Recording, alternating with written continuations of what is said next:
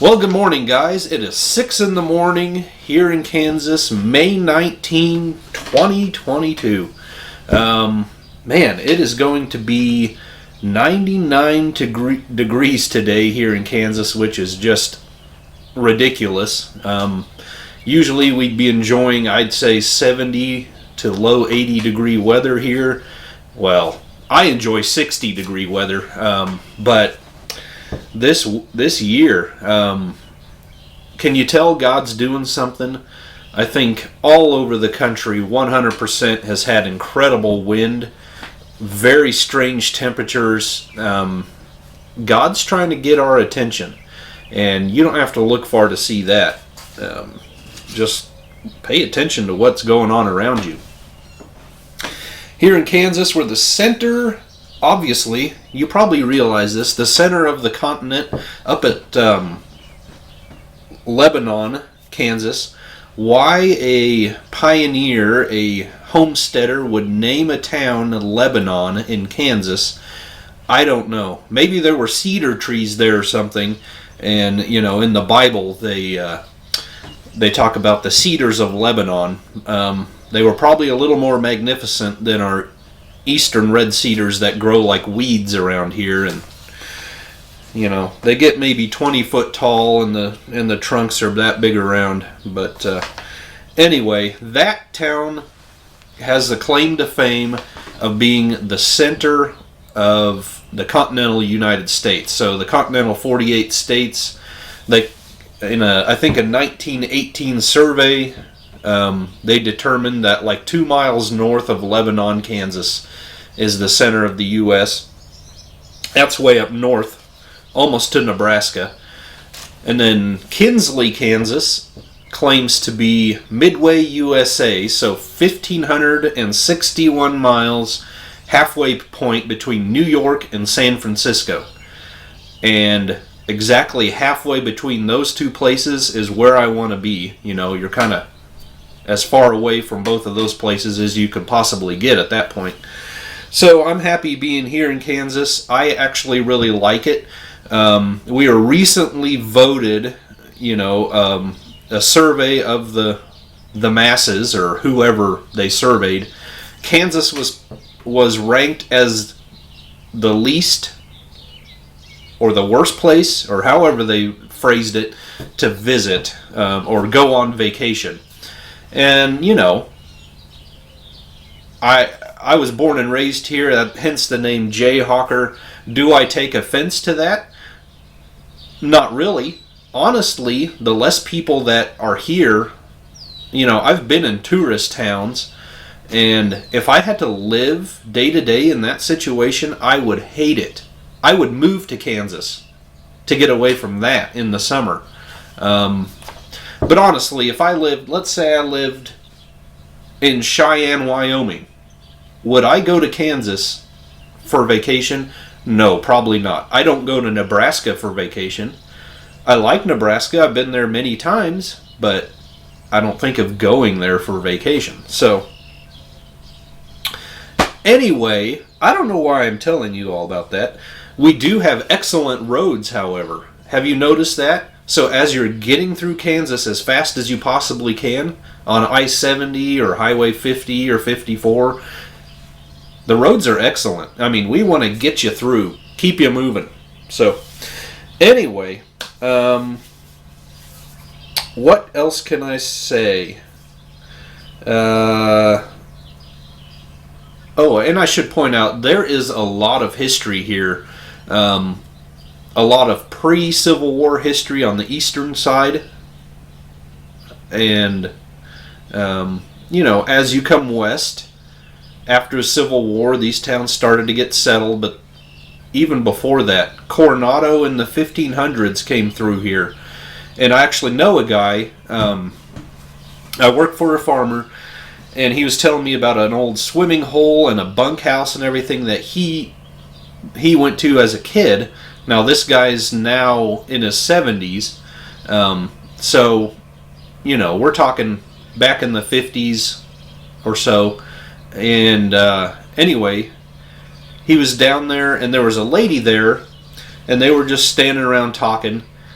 and she noticed something in the dirt, and it looked like a silver chain, and she pulled it out of the dirt, and ended up being verified by an expert that it was indeed Spanish silver from that time period. So evidently someone in Coronado's posse, his entourage, lost a big old silver crucifix or a chain or something. I forget exactly what was all on it, but it was a very, very priceless artifact that she ended up just pulling out of the dirt because she saw it sticking out. So that's pretty cool. Anyway, here is what happened this last month. Been a busy month since I've talked to you last sitting here. So this happened.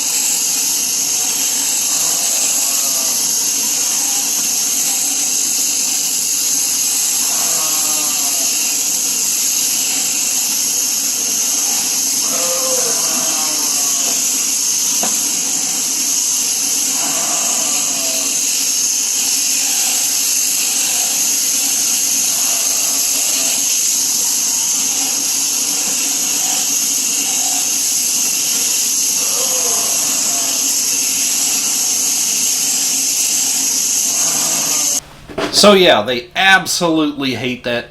Every year they know it's coming, they act like it's coming, they see me back that stock trailer up to their pen, they absolutely flip out. I have to manhandle them to get them in, have to manhandle them to get them out at the shears, get them in their little pen, up into that chute to go up into the shearing room there. And then once they're sheared, they make a beeline for the trailer and they want to get out of there. They have a long memory for that. Anyway, so this also happened just the other day.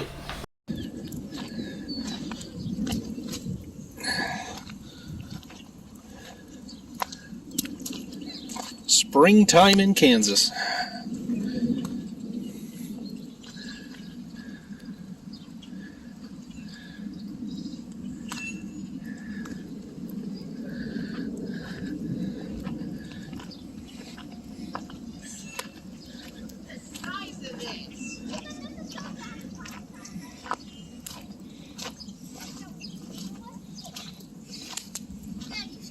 Yeah, so we had a storm roll through, bigger, probably since I've lived here in the last 15 years, that's the biggest hail we have had here on this yard. Bigger than golf balls, certainly. Normally, if we get some, it's marble sized. But this did some damage. I have holes all over the siding on our north side of the house. I don't know how it did not break windows, because it was hitting them hard. All the trim, our AC units, all the cover on it's all shot. My son's 90 Silverado, which I'll get into that project later, but the windshield on that got all busted up. So we had a little bit of damage.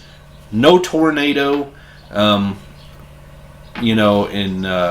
Andover, over by Wichita, they had another tornado that did a lot of damage, and I don't believe there were any fatalities, but certainly we've been there, and any year that doesn't happen is a great year.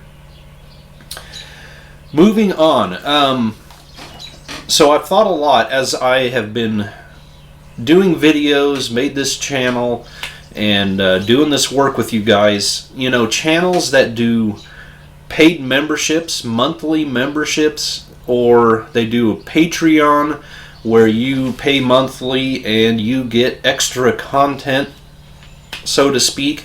I have always been hesitant to do that. First of all, I don't think the extra content you get is really worth much.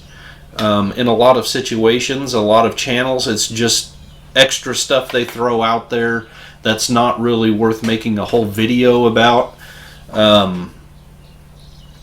And honestly, it makes it feel kind of like a clique or a club where, sorry, you can't be included because you don't want to pay for extra content. That's fine. I'm not knocking it or anything if that's what people want to do, but for me, it's just never it doesn't sit well with me. And also a lot of sponsors, when you're watching a video and the person does a commercial for a sponsor, I'm not saying I would never do that, but it really breaks up the video, gets annoying, makes you fast forward through it. At least I do on things that I watch. I don't enjoy that either. Not that I've at all been approached by a sponsor. Certainly not. But anyway, a thing came up from YouTube called Super Thanks.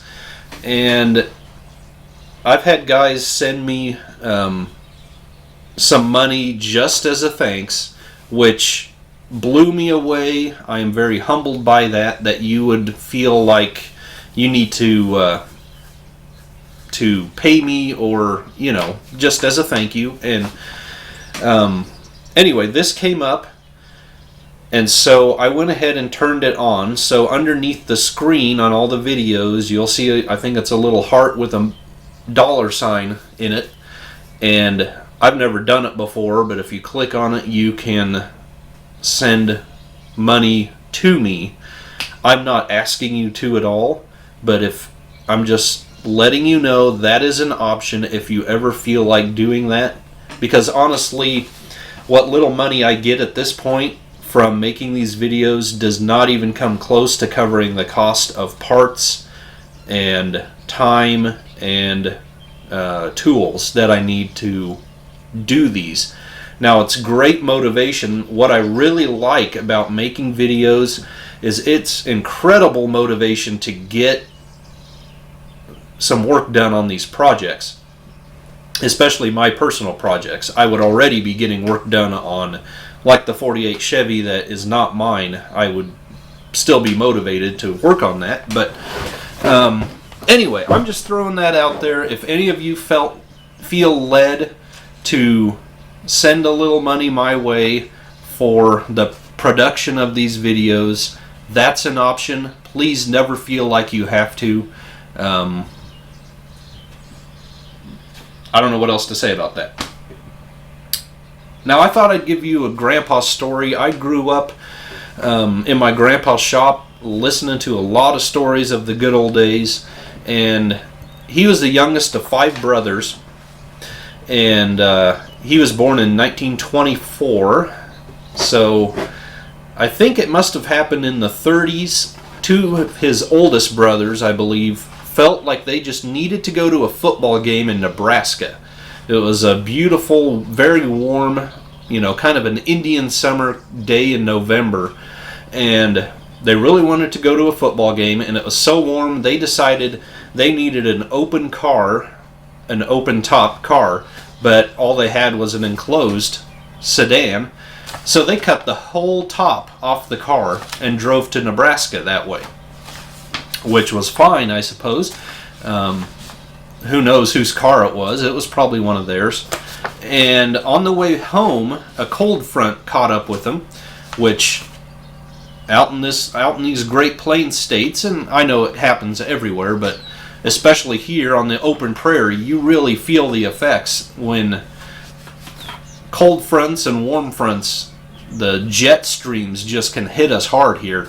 Well, a cold front caught up to them going home, so they were freezing to death driving back to Kansas, and they eventually stopped by the side of the road. They came upon a road sign, They cut that down and wired it onto their car somehow, so that they basically MacGyvered a car top out of a street sign and drove the rest of the way home underneath that thing. So, you know, it's a good story of vandalism and poor choices. But Grandpa just had an incredible resource of stories from his growing up years and all the characters that would come around his gas station and the service station and all that. And I kind of got to thinking, if any of you have funny, humorous car stories from back in the good old days and you want to share them, maybe there'd be a possibility of me, when I find time, I don't know when that is, putting together a book of humorous old car stories, because those were really the good old days. And I just love hearing those old stories. I don't know what else to say. So if you feel like you would want to write out and email me a story, go ahead and do that, and maybe someday I'll get something cooking, put together, and I think that'd be a lot of fun. Now I want to talk about a comment I had on the video where I drove 1,700 miles, went to Wisconsin to pick up Chevy parts, 2 Chevy engines. A guy said I had a Stove-Bolt 6 in 1975, never won another one, LS swap everything. And that's fine if you feel like if you feel comfortable coming to my channel to express that opinion, great. I welcome you with open arms to watch my videos, and if this is where you have to express that opinion, fine, but I am just absolutely baffled by how the overwhelming majority, 90%, 95% of you guys are absolutely encouraging, uplifting. You guys are interested in what I'm doing.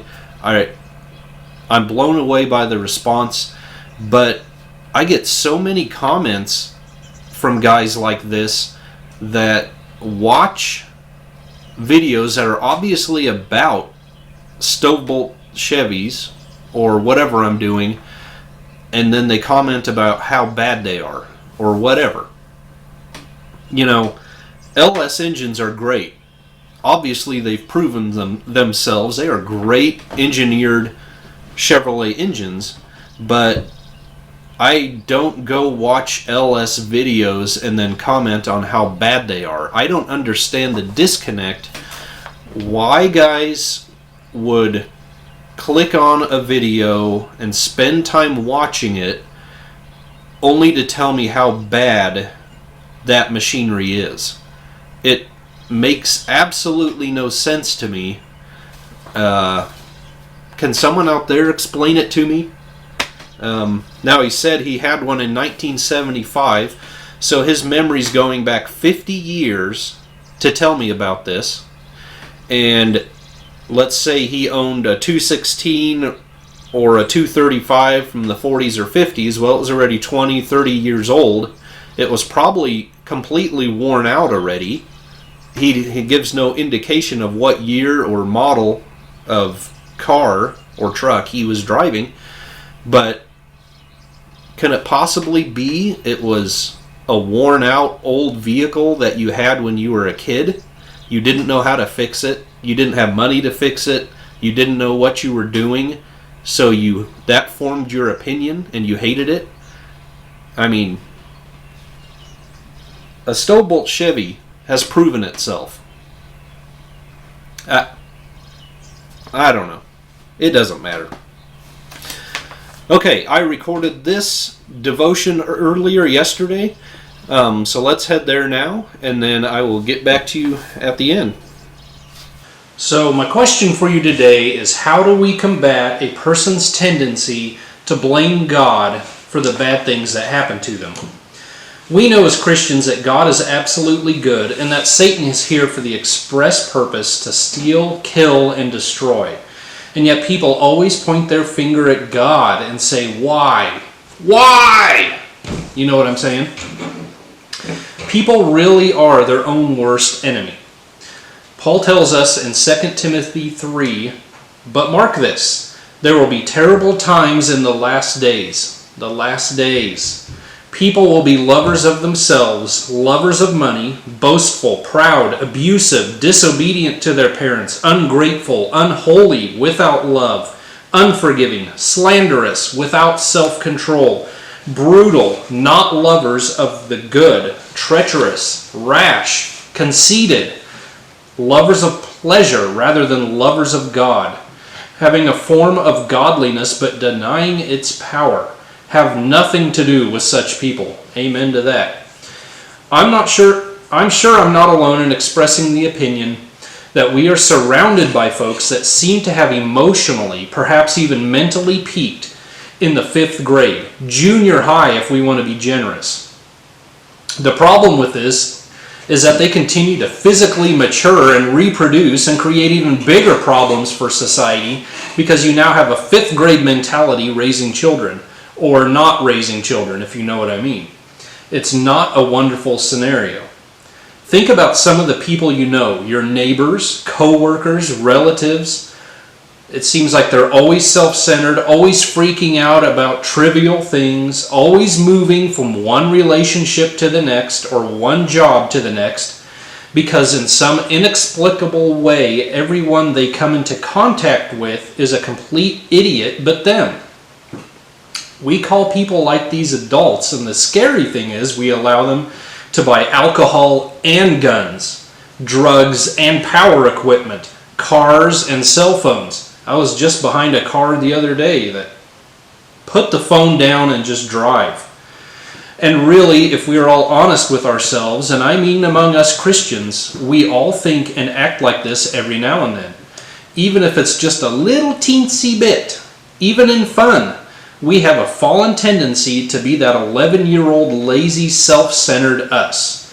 My wife and I kind of joke around every now and then when we act like one of the kids when we don't feel like doing something.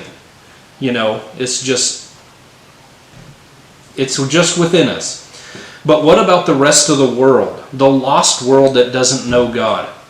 Just like that hypothetical 5th grader that is confronted with a problem, they don't know where the problem lies. The problem may very well be themselves, but they can't see it.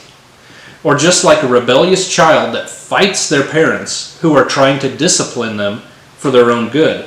And the child ends up gravitating towards the evil influence that's the problem to begin with. Not too long ago, I stopped by a lumber yard to pick up a couple of things. There were very few cars in the parking lot, and I was walking in, I noticed a truck, the tailgate of a pickup, and it was covered in satanic symbols, and even one had like a bumper sticker to the effect of "living for Satan," something like that.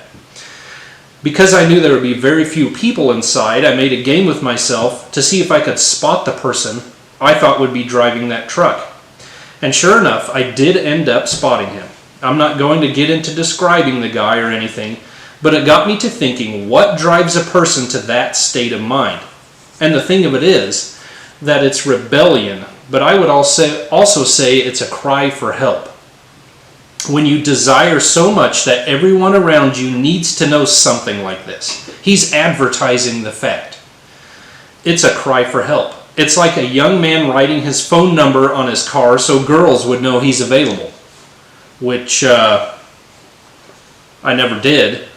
May have thought about it at one time, but the tragedy is that the pain he's dealing with probably came from an incredibly religious-oriented church, or someone whom he knew or trusted abused him in some way, most likely the whole while spewing out ridiculous denominational church doctrines.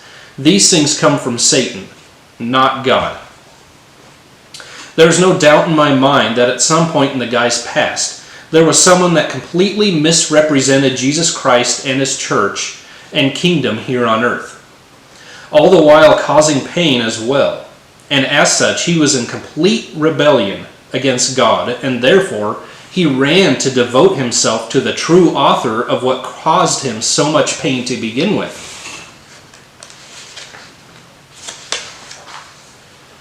Now, what are we to do about it? Well, I was thinking of these things, and it brought to mind the incident that we find in Matthew and Luke 8 and Mark 5 when Jesus sends the demons into the herd of pigs. Matthew records it as 2 men, Luke and Mark as 1. I prefer the amount of description that Mark puts into it, so that's the one I'm going to read.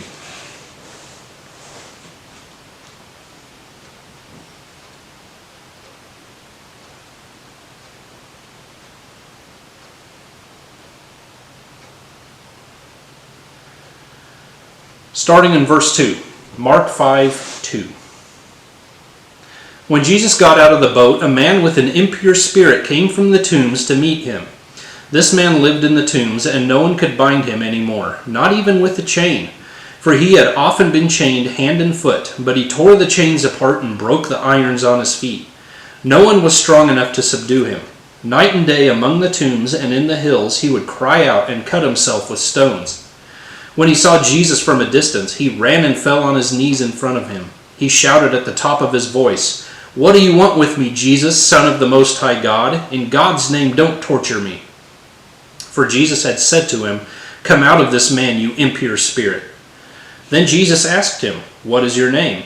"My name is Legion," he replied, "for we are many." And he begged Jesus again and again not to send them out of the area. A large herd of pigs was feeding on the nearby hillside. The demons begged Jesus, "Send us among the pigs. Allow us to go into them." He gave them permission, and the impure spirits came out and went into the pigs.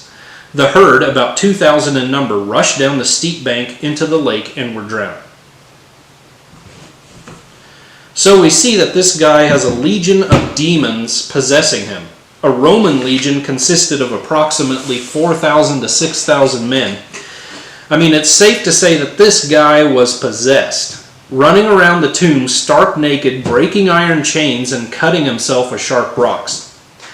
But yet, as soon as he saw Jesus, as demon-possessed as that, he ran and fell at Jesus' feet, begging for mercy. This isn't even a contest. You're talking about a possible 5,000 demons versus the Son of God. And what happens? The man sees him at a distance and has to obey Jesus completely. He didn't run the other way. He ran to Jesus and fell at his feet and begged him for mercy. Incredible. Then they begged Jesus to be cast into the pigs, and Jesus gives them permission. We are talking about the absolute authority of the name of Jesus. So it may seem like I've jumped around here a bit from place to place, but let me tie this all up together. I asked in the beginning, how do we combat a person's tendency to blame God for the bad things that happen to them? First of all, we need to recognize that we are living in a time when people are great lovers of themselves without any self-control, and that when we are living in a society like this, a lot of pain happens. Secondly, we may be used to a church that is weak and ineffectual against demons and avoids speaking out against evil governments. By the way, can you name one person in the Bible that was not involved in either working for or against the government of their day? We need to drop this religious garbage that we try to control people with and focus 100% on the true Word of God. If it's not in the Bible or completely taken out of context, we don't need it. And lastly, we need to recognize and use the ultimate authority of our Lord Jesus Christ and the authority He has given us here on earth. The church is a kingdom and a governing authority here on earth. In the last 50 years, here in the U.S., it has largely been a weak, ineffectual church that has not exercised its authority over evil. It has not been a zealot for Christ, but a moderate. It has been pushed back, has retreated, and has given a lot of ground to the enemy. Recognizing the fact that there are many enemies in our own camp who are here for point number one, they are lovers of themselves and of money. An enemy that has gotten us to instinctively point our insignificant, dirty little fingers at the one true God, the absolutely good God, whenever something goes wrong, and dare to ask Him why He would do this to us. No, we need to instead get mad at the devil and tell him where to go. But more importantly, we need to be the best representatives of the kingdom of heaven here on earth that we can be. And that all revolves around love. We need to be lovers of God and then each other and of the true... Let me start over. We need to be lovers of God, lovers of each other, and of the truth of the word. A love that concedes no ground to the enemy. So there you go, guys. I hope that made sense, was worth listening to. You know, I drive down the road like I'm about to go to Hutchinson today and work out in the heat. And oftentimes I get so sick of listening to music or whatever, I just drive in silence, often praying, thinking about things, thinking about life, and God just brings up ideas and subjects to me. And oftentimes when I think about what I want to talk to you guys about, I have too many things I want to talk about. And so I kind of brought several thoughts together to this one devotional, let's call it. So I hope it made sense. But anyway, that's where these things come from. I'm no writer, and I'm no eloquent speaker. I am not a public speaker. I do not enjoy... all of you introverts out there know, even sitting here in front of a camera, it's not natural to me. So anyway, I hope that made a little bit of sense. As far as projects going on, the 48 Chevy, right now it is hard to get consistent videos out because everything I'm doing takes a lot of time. I've got to get into the seats for the 48. That's going to take a lot of time just to make that. Still haven't seen a carpet. I ordered that several months ago. I need to call them again and see where that's at. I have a carburetor that I'm tearing apart for a guy. You're probably watching. You know who you are. I'm going to make a video on that. And the CAD plating, the company that I bought the CAD plating from, the supplies from, I just called them yesterday, and they are at least 10 days out on shipping. So I'm kind of stalled up there, and I was going to email you, but you'll probably watch this before I get that done. Anyway, so that video is not going to happen quickly. And I've kind of put the Corvair and the 86 GMC and everything else I do on hold to do the 48 Chevy, because I'm trying to get that out of here. So lately I just don't have a lot for you guys, and I must really enjoy doing this with you because I feel really bad when I go a week or two without getting a video published. And I also wanted to know, I've also been inside the house restoring our bathroom, our upstairs bathroom, making it look like a bathroom from the 1940s. It was just dark. The wood, we have a 120-year-old house, and you know how paint gets on woodwork after that many years. People just keep painting over, and then it starts to chip.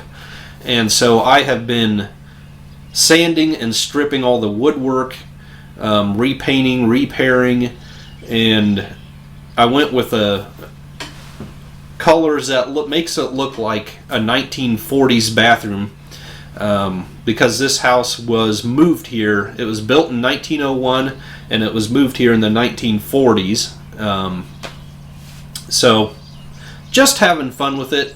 But I wanted to know, I do a lot of that kind of work also. I need to completely restore a small shed out here, and other things, building projects. Would you guys be interested in that? I don't really feel like having two channels. I named this channel something pretty generic just to cover what all I do. Maybe it's a mistake, but give me your opinions, what you think. Would you like to see videos like that?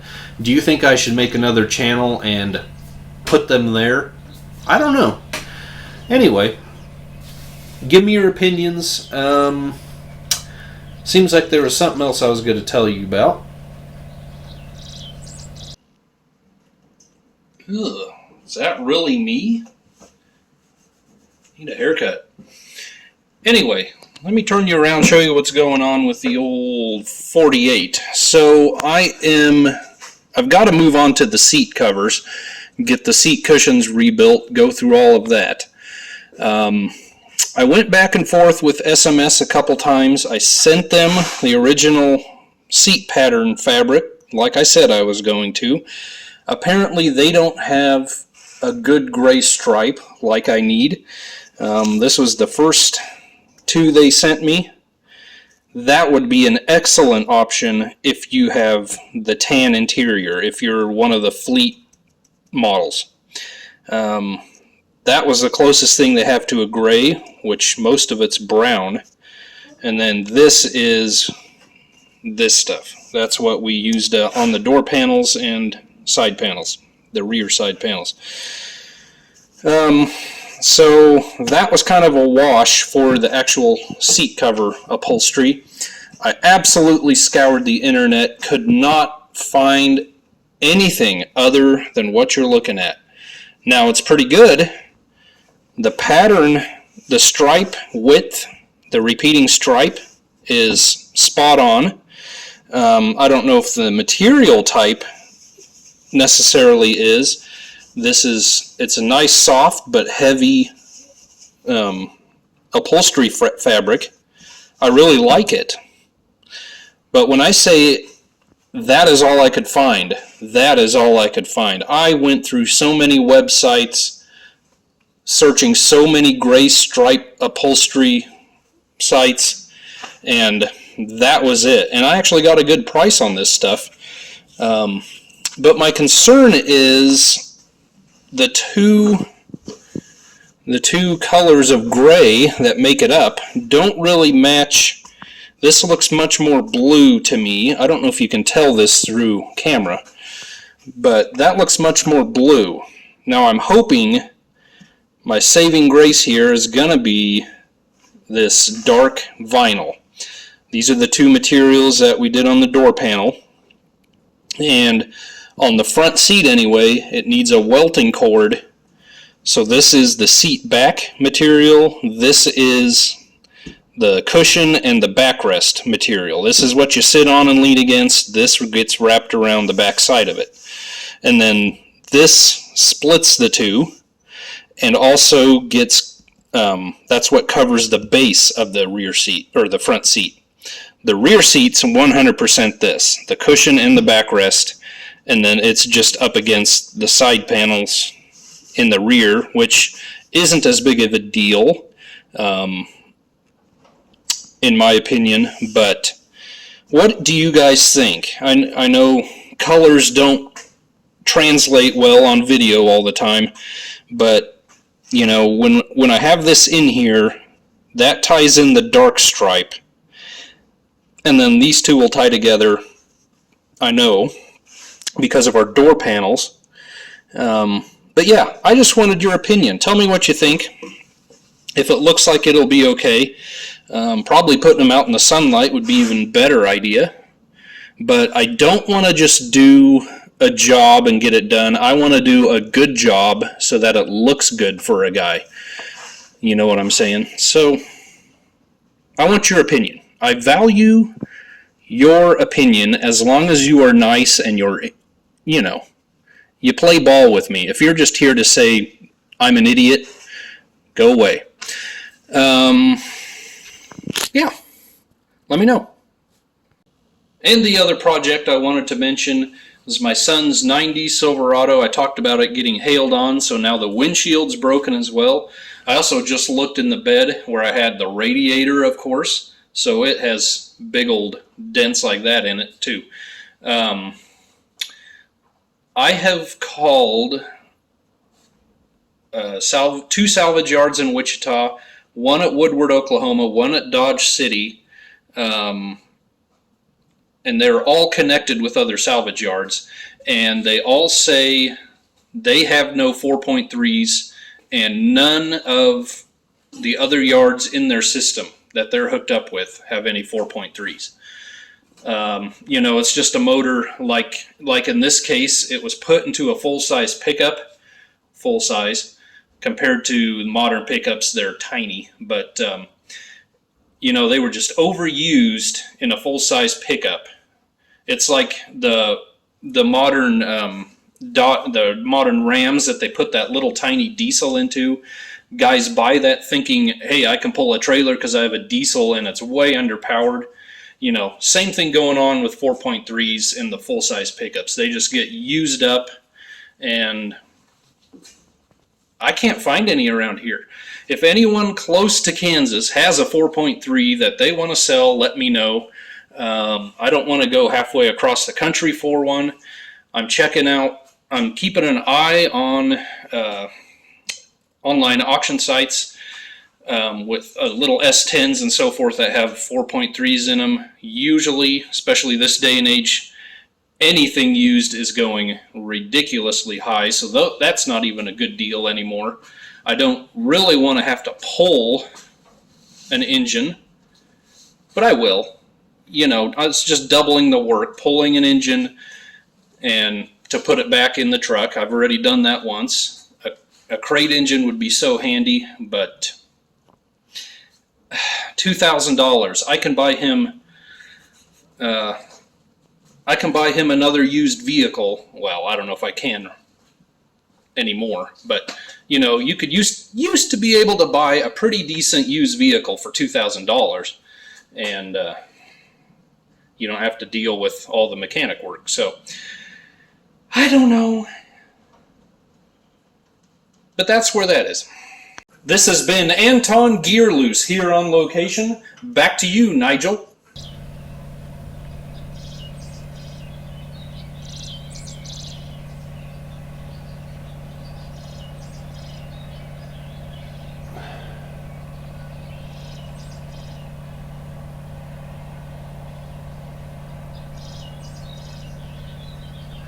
Well, I certainly can't think about it, so it must not be too important. So I really appreciate you spending this time with me. It probably got longer than the usual, but frankly, for this, I don't care. I think it can just take as long as it needs to take.